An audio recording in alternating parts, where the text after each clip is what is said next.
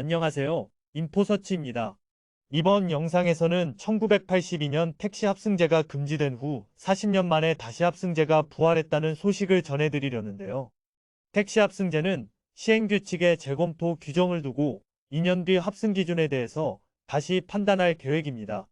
이와 관련된 보다 자세한 내용은 지금부터 하나하나 설명드리도록 하겠습니다.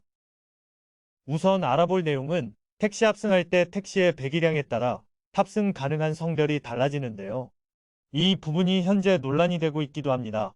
택시의 배기량이 2000cc 미만의 경영, 소형, 중형 차량의 경우 같은 성별끼리만 탈 수 있도록 정해졌습니다.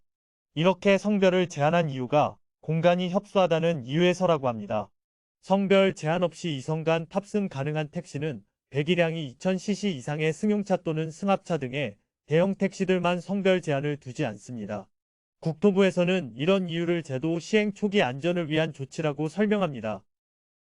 택시 합승은 아무 택시나 하는 것이 아니라 시스템을 갖추고 사업 계획서를 제출하고 국토부의 허가를 받아야 운영 가능한데요. 플랫폼 택시라는 것은 앱을 활용해 택시를 호출하고 요금을 정산하는 등의 시스템을 갖춘 택시를 의미합니다. 현재 우리가 잘 알고 있는 플랫폼 택시는 다음과 같습니다.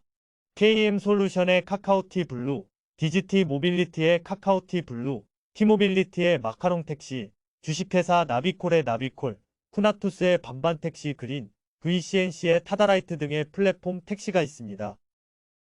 다음으로 택시 합승제 서비스를 하기 위해 플랫폼 택시 업체가 갖춰야 하는 시스템에 대해서 알아보겠습니다. 첫 번째로 합승을 신청한 고객의 본인 인증 절차를 거쳐야 합니다. 두 번째로 합승한 승객들이 합승 상대방의 탑승 시점 및 위치를 알 수 있도록 해야 합니다. 세 번째로 앉을 수 있는 탑승 정보를 탑승 전 승객에게 안내되어야 합니다.